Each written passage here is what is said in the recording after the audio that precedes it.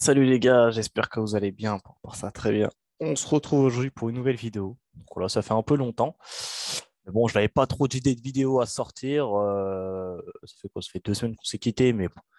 J'avais pas trop d'idées, mais là j'ai reçu beaucoup de questions, même avant, je regardais un peu les commentaires des autres vidéos, etc. Des DM que je reçois sur Instagram ou sur Telegram, ou même des mails, il y a des gens qui m'envoient des mails. Et en fait, la plupart d'entre vous, vous avez un problème, c'est que vous n'arrivez pas en fait à tracer les bonnes zones, c'est-à-dire à savoir où est-ce que le prix va venir réagir. D'accord? Ou enfin en termes de probabilité, où est-ce que le prix a plus de chances de venir réagir, sur quelle zone. Moi, encore une fois, dans cette vidéo, je vais vous expliquer. D'accord? Encore une fois, c'est que ma vision. Vous pouvez, là, si vous êtes d'accord avec moi, tant mieux. Si vous n'êtes pas d'accord, bah, respectez ma vision. C'est ma manière de trader. Et puis voilà. OK? Donc, c'est parti. Donc, tout simplement, encore une fois, ça va être en termes de liquidité. Hein, c'est tout. Et vous allez voir qu'après cette vidéo, vous allez dire, mais putain, mais en fait, bah oui, c'est logique. Bah oui, c'est logique. Donc, en fait, il faut savoir une chose, c'est que quand le marché, par exemple, il descend comme ça, bah, à un moment donné, il ne va pas pouvoir continuer à descendre. Hein. Il ne va pas pouvoir continuer à descendre tout le temps. Non, non, non. Le marché, c'est rare que le marché il descende comme ça en ligne droite. Non. Généralement, le marché, ce qu'il fait, c'est qu'il va descendre comme ça. Tac, tac, tac, tac, tac, tac. Mais ces vagues-là, elles servent à quoi? Pourquoi le marché est obligé de faire ça? De revenir et ensuite repartir. C'est juste parce qu'en fait, pendant en fait, à ce moment-là, en fait, ils n'ont plus assez de liquidité pour faire baisser le marché. C'est-à-dire, ils n'ont plus assez de l'eau, plus assez, ils ont plus assez de liquidité pour faire chuter le marché. Donc, ce qu'ils vont faire, c'est tout simplement, ce qu'ils vont faire, c'est quoi? C'est qu'ils vont faire hop, un mouvement haussier pour ici aller récupérer des liquidités voilà, créer des manipulations, etc. Bref, récupérer des liquidités. Et une fois qu'ils ont récupéré assez de liquidités, hop, ils continuent le mouvement. Pareil, ici, ils n'ont pas assez de liquidités. Ils vont faire quoi? Ils vont récupérer des liquidités avec des equals, des smart contracts, etc., etc., etc. Donc voilà comment le marché, encore là, le marché, il évolue et pourquoi il nous fait des sortes de vagues comme ça, où les gens, ils aiment bien appeler ça la théorie d'eau. Merde, c'est pas ça que je vous montre. Je vous ai un peu spoil. J'avoue, il y a eu un petit spoil. Alors, c'est simple. Le marché il va faire ça. OK? Tac. La plupart des gens, qu'est-ce qu'ils vont voir dans cette configuration-là? La plupart des gens, ils vont voir un BOS. Encore ici, un BOS. Donc, la plupart des gens vont venir se positionner ici. Hop. D'accord?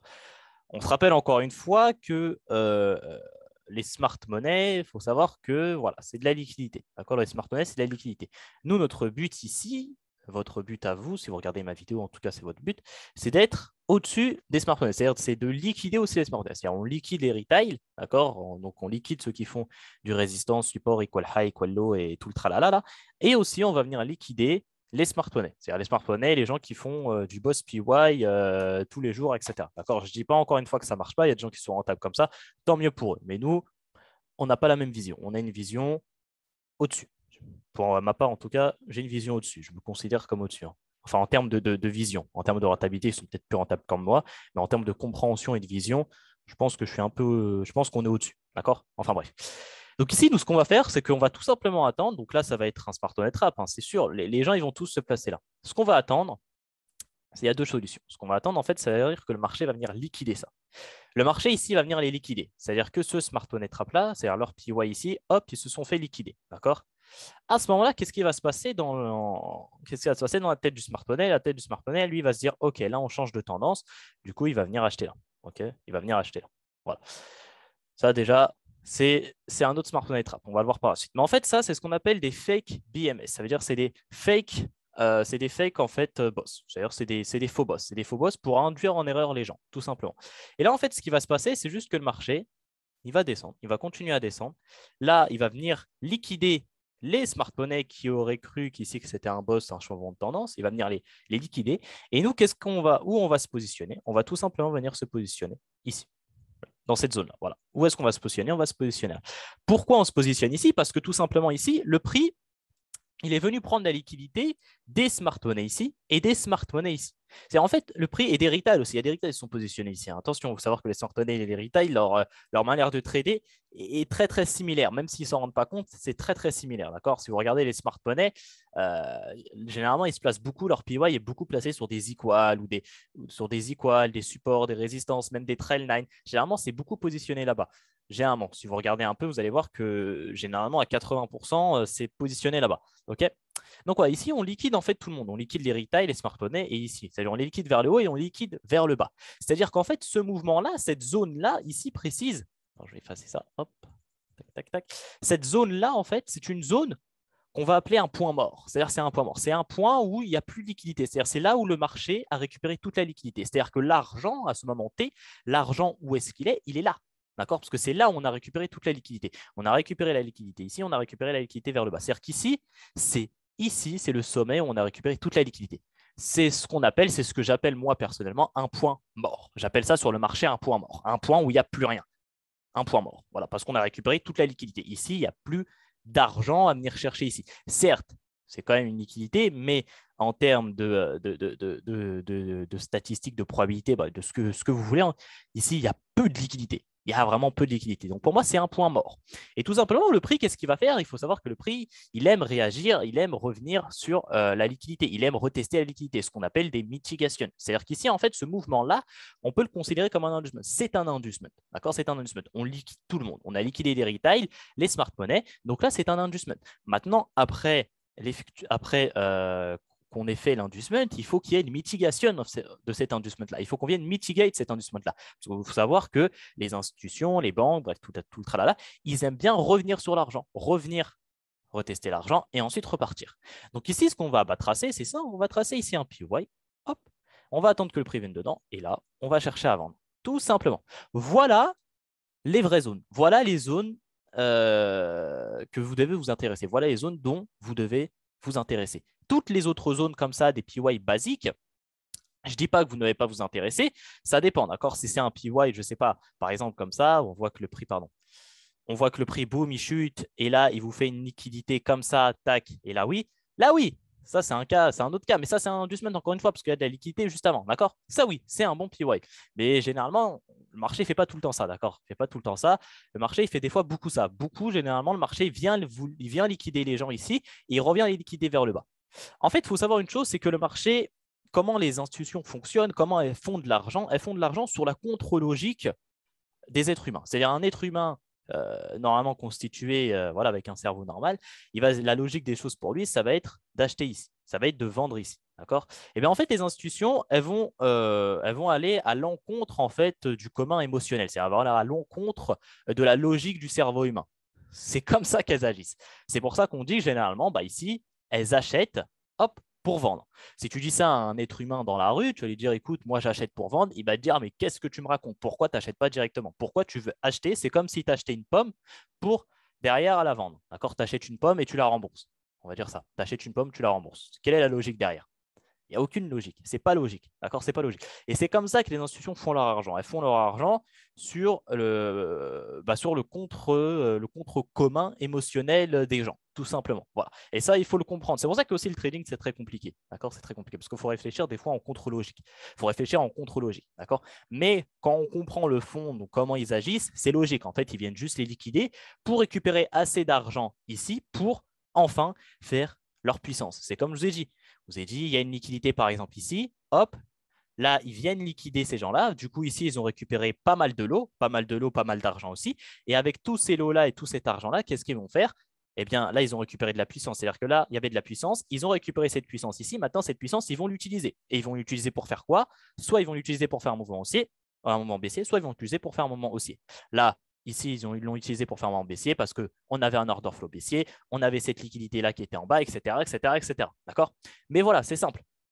C'est comme ça que les banques agissent. Ils ne peuvent pas continuer à descendre indéfiniment, faire ça, tac, voilà, ouais, on revient dessus, on fait continue. Non, arrête. Ça, c'est que dans les PDF que vous voyez ça. Vous voyez ça que dans les PDF. Mais sur le marché, bizarrement, la courbe, elle fait jamais ça. Bizarrement. C'est que dans les PDF, que dans les dessins super beaux. Voilà, on vous met des paillettes dans les yeux, mais quand tu vas sur le marché, ça se passe. Le marché ne te fait jamais ça. Voilà. Enfin bref. Tac, tac, tac. Et donc voilà comment le marché, en fait, il agit et où sont les zones les plus intéressantes. C'est ce qu'on appelle, on va appeler ça des zones de points morts, des zones d'inducement, tout simplement. On vient liquider les gens, hop, on part. Bien évidemment, on attend toujours comme confirmation On attend toujours un BOS, d'accord? Toujours un BOS parce qu'il faut qu'on vienne liquider des deux côtés. On liquide vers le haut et on liquide vers le bas, d'accord? C'est pas on liquide que vers le haut, non. On doit liquider des deux côtés. C'est mieux, d'accord? C'est mieux.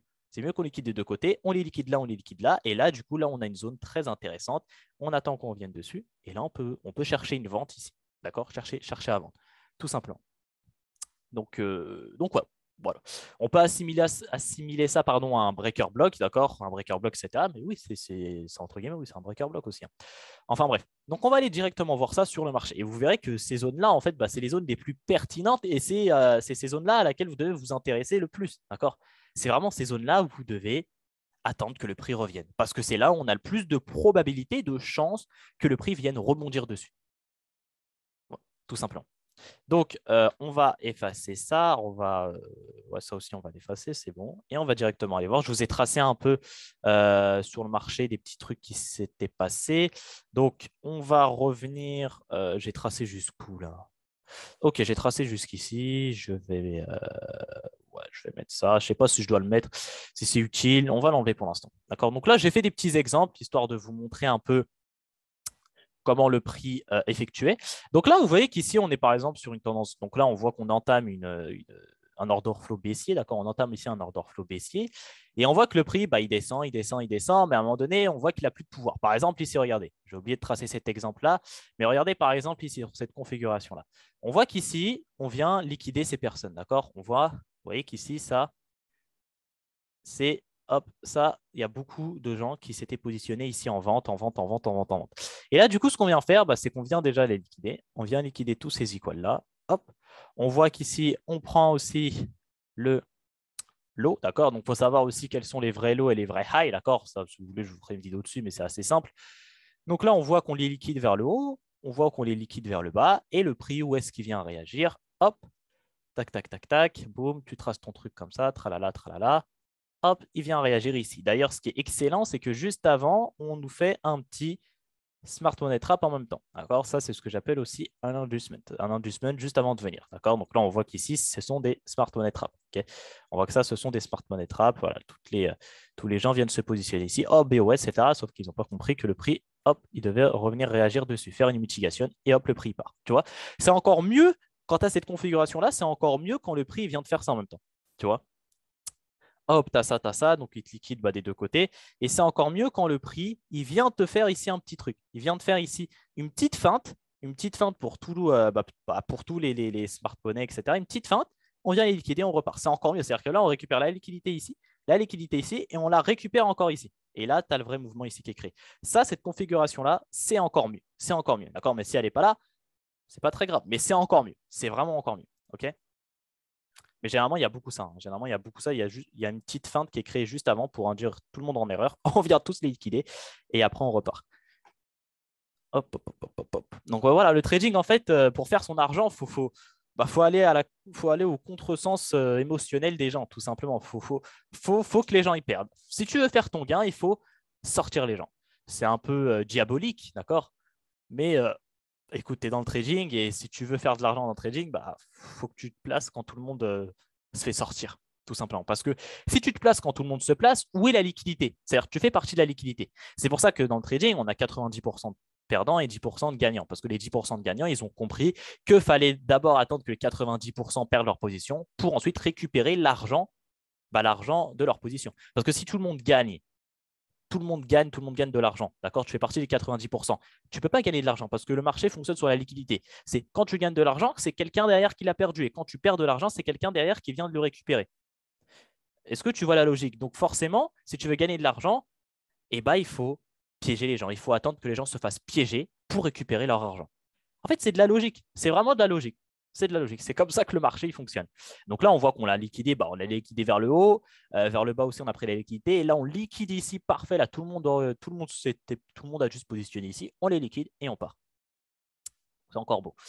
Par ici, qu'est-ce qu'on voit? On voit que le prix, il continue à partir. Il part, il part, il part, il part, il part. D'ailleurs, ici aussi, tu as des petites feintes. Après, ça, c'est du lower time frame en 3 minutes, hein. Mais tu vois qu'ici, on liquide vers le haut.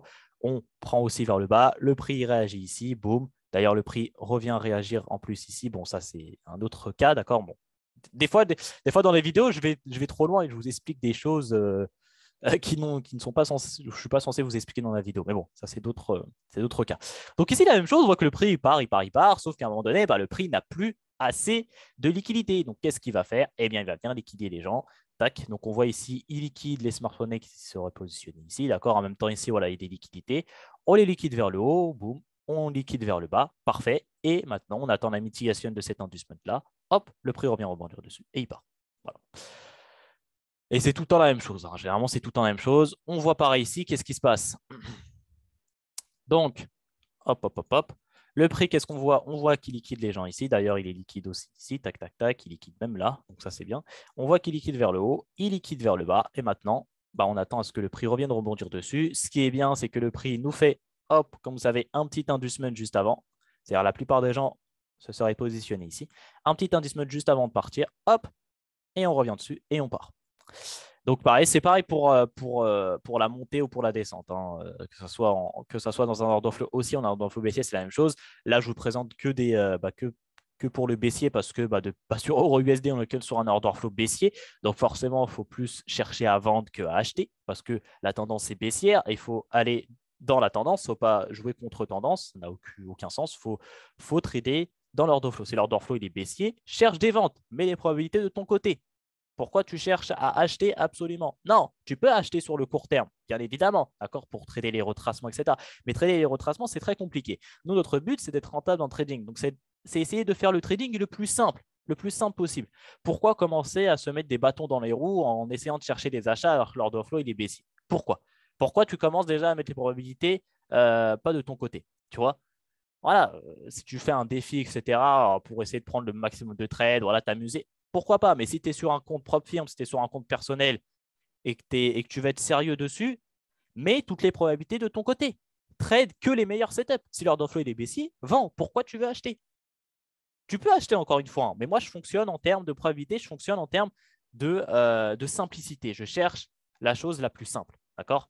C'est-à-dire, je ne vais pas commencer à chercher à acheter, ne pas mettre probabilité de mon côté alors que l'order flow est baissier. Tu vois ce que je veux dire? Enfin, bref. Donc ici, c'est encore la même chose. Là, je pense après, c'était plus du 5 minutes. C'était plus du 5 minutes vers là. On était où? On était où? On était où? On était où? On était où? Ah voilà, on était là. Donc là, bah, c'est la même chose. On liquide vers le haut, on les liquide vers le bas, tout simplement. Donc là, tu traces le PY parce que voilà, bah, pourquoi celui-là et pas celui-là? Parce qu'ici, bah, on a déjà réagi dessus. Hein, donc voilà, le prix part. Il faut savoir en fait que ces choses-là, c'est ce qu'on appelle des strong high. Hop, d'accord? Donc on appelle ça des strong high, d'accord? Il expliquait, voilà. On appelle ça des strong high, c'est quand on vient liquider ici, donc ça on appelle ça des buy stops, on appelle ça des sell stops, c'est quand on vient liquider des deux côtés. Et ça c'est ce qu'on appelle des strong high, d'accord? Voilà, tout simplement, des strong high et pour l'inverse en bas, des strong low, tout simplement. Donc voilà, c'est des strong high, strong low, etc. Ok? Pour ceux qui ne savaient pas comment on appelle ça des strong high. Donc là on voit que c'est un strong high, un very strong high, comme ils aiment bien dire. On les liquide vers le haut. D'ailleurs, on réagit où? On réagit sur cette zone-là qui avait liquidé vers le haut et vers le bas, qui avait même liquidé les gens là. Tu vois, tout est logique. Et regarde cette grosse impulsion-là. Tu crois que cette grosse impulsion baissière, elle vient d'où? Forcément, elle vient d'ici parce qu'ici, on a récupéré énormément de liquidité. Tu vois qu'on récupère l'argent là, l'argent ici. Voilà, on récupère même là, tu vois, on récupère beaucoup d'argent. Ça explique cette grosse impulsion baissière. Généralement, quand tu as des grosses impulsions haussières ou des grosses impulsions baissières, c'est que juste avant cette impulsion-là, on a récupéré une tonne de liquidité très importante. OK? Donc ici, c'est la même chose. On liquide vers le haut. D'ailleurs, on réagit pile poil ici. Donc ça nous faisait une correspondance. Donc c'est pas mal. On liquide vers le haut, on liquide vers le bas. Et le prix vient réagir où? Pile poil ici. Pile poil ici. Bon, après, le but, c'est pas de se positionner comme un débile directement ici. Hein. Tu peux te positionner ici si tu veux, d'accord? Mais ça, c'est ce qu'on appelle des entrées agressives. J'ai déjà fait une vidéo sur le sujet. Moi, les entrées agressives, je ne suis pas trop fan. Moi, je préfère prendre des entrées non agressives, des entrées propres, d'accord? C'est-à-dire qu'ici, OK, j'ai tracé ma zone intelligente, on a liquidé vers le haut, vers le bas. Maintenant, quand le prix va revenir dedans, je vais aller en lower time frame, en 1 minute, 3 minutes, en secondes si tu veux, et je vais attendre une nouvelle confirmation pour me positionner. D'accord? Une nouvelle confirmation, donc je ne sais pas, ça dépend de tes outils. Peut-être ton outil, c'est Wyckoff, peut-être ton outil, c'est des mitigation blocks, peut-être ton outil, je ne sais pas, ça dépend de ton outil. D'accord? Ça dépend de tes outils que tu utilises. Mais voilà, tu attends une confirmation. Et d'ailleurs, ici, tu vois qu'ici, on récupère énormément de liquidité. Tout ça, c'est de la liquidité, tout ça. Hein. Tout ça, là, c'est de la liquidité, tu vois. Il y a de la cause qui nous dit que le prix doit continuer à descendre. Parce que forcément, comme je t'ai dit, le prix ici, est-ce qu'il a plus de chances de descendre ou de monter? D'accord? Tout simplement, tu regardes où il y a le plus de liquidité à aller récupérer. Tu vois que là-haut, ici, il n'y a plus de liquidité. On a déjà récupéré la liquidité. Mais tu vois qu'en bas, tu as des equals, tu as des trendlines. Donc, sur le moment T, le prix a plus de chances d'utiliser cette puissance qu'il a acquis ici pour effectuer une baisse et récupérer les liquidités qui sont là. Parce que ces liquidités-là sont plus proches que les autres. Tu vois que là-haut, là, il n'y a plus rien. Tu vois? Enfin, c'est de la logique. Tac, tac. Mais ça, je l'ai déjà expliqué de toute façon dans les deux vidéos inducement que j'ai fait, qui durent au total, je pense, 2 heures. Hein. J'ai fait 2 heures de vidéo là sur l'inducement. Enfin bref. Donc le prix continue, il part, il part, il part, il part, il part. Encore une fois, ici, on a la même chose. D'ailleurs, ici, je pense que c'était l'Asian Session en même temps, tu vois. Enfin bref. Voilà, faut tout. Enfin, bref. Donc ici, on voit qu'on liquide vers le haut, on liquide vers le bas. Cette zone-là n'a pas encore été mitigate. Donc on attend. Pourquoi pas la semaine prochaine revenir rebondir ici, ou je sais pas, on verra, on verra. On verra de quoi il fait demain. Euh, Donc ici, pareil, le prix, qu'est-ce qui se passe? Hop, l'Asian Session, donc ici, boum, on prend vers le haut et on prend vers le bas. Hop, le prix part et il revient réagir où? Ici. Voilà, là, tu aurais pu prendre un trade. Ce qui se passe aussi, bah, c'est la même chose. On liquide ici vers le haut, on liquide vers le bas. Pour l'instant, cette zone-là n'a pas encore été mitigée. Ce qui est intéressant, c'est que sur cette zone-là, on voit qu'il y a un inducement qui est créé juste avant. Donc, pourquoi pas la semaine prochaine revenir rebondir dedans et continuer à descendre? Je ne sais pas, on verra. Hein. Encore une fois, on verra. On n'est jamais sûr de rien. Peut-être que le prix va juste partir. On ne sait pas. On verra. Ici, qu'est-ce qui se passe? Encore une fois, la même chose. Hop, on voit que le prix part, il part, il part. On voit que le prix remonte. En même temps, il liquide ce dernier lot-là. Hop, donc là, hop, ça liquide ensuite vers le bas. Donc là, on a ce qu'on appelle, vous vous rappelez, on appelle ça comment? Un strong high, tout simplement. Donc le prix part, il part, il part, et il revient rebondir ici, avec un adjustment qui est créé juste avant. C'est propre. On continue l'aventure. Qu'est-ce qui se passe? Hop, le prix, boum, on voit qu'il liquide vers le haut et il liquide vers le bas ici. Il liquide aussi ici. Et le prix revient réagir où? Pile poil ici. En plus, ici, je crois qu'il était 14h30. C'était en plus NFP. C'était NFP en même temps. Ouais, Friday, le 8 juillet, c'était NFP. Ce trade-là, je l'avais pris. Toi, j'avais pris ce trade-là en vente qui m'avait fait un RR de 1% super rapidement. Pareil, bah là, on a un cas pour la hausse, d'accord. Je voyais que le prix commençait à bien monter, peut-être un retracement, d'accord, pourquoi pas. Donc, je voyais que le prix, il vient liquider les smartphones qui seraient positionnés ici, il vient liquider les smartphones qui seraient positionnés ici aussi, d'accord, et les retail, boum. Et là, on voit que le prix, boum, je trace ma zone et le prix rebondit ici. Voilà. Donc voilà, c'est une vidéo assez courte. Hein, c'est une vidéo assez courte parce que c'est pas compliqué du tout. C'était juste pour répondre à cette question-là parce qu'il y a beaucoup de personnes qui ne savent pas en fait reconnaître les zones les plus intéressantes à trader sur le marché. Bah, c'est tout simplement attendre les points morts, attendre les strong highs, prendre des positions sur les strong highs et les strong lows. C'est-à-dire attendre qu'on vienne les liquider les smartphones vers le haut et vers le bas, etc. Attendre, tout simplement. Voilà, je vous ai présenté ici les zones. D'ailleurs, je vous ai montré, je vous ai aussi aidé parce que je vous ai montré les zones qui étaient, moi, les zones en tout cas que je vais faire attention la semaine prochaine sur EU. Sur EU, les zones où je vais faire attention, c'est celle-ci et c'est celle-ci. D'accord. Après, peut-être qu'il y a d'autres zones qui vont venir se créer, forcément, d'accord. Mais là, pour l'instant, là, je vais m'intéresser à ces deux zones-là. Et on va voir. Là, la zone la plus proche est celle-ci. On va voir si le prix va réagir ici et pourquoi pas repartir. On verra. On verra. Donc voilà les gars, c'est tout pour cette vidéo-là. J'espère que ça vous aura plu. J'espère que ça a pu vous aider en tout cas. Si c'est le cas, n'hésitez pas à mettre un petit pouce bleu. N'hésitez pas aussi à me dire en commentaire quel sujet de vidéo vous voulez que j'aborde. Et il faut savoir une chose, c'est que j'ai ouvert mon copie. Donc mon copie il ferme ce soir. Je peux vous mettre le lien en description. D'accord, je peux mettre le lien en description. Mon copie, j'ai un copie qui est ouvert sur Telegram. Il ferme ce soir. J'avais ouvert les portes mercredi. Et là, il va fermer ce soir à minuit. Donc pour ceux qui veulent le rejoindre, c'est maintenant. Maintenant ou jamais. Donc voilà les gars, c'est tout pour moi. C'était Red PLFX, ciao, bye, smear, love, peace. On se retrouve très prochainement. Tchuss les gars.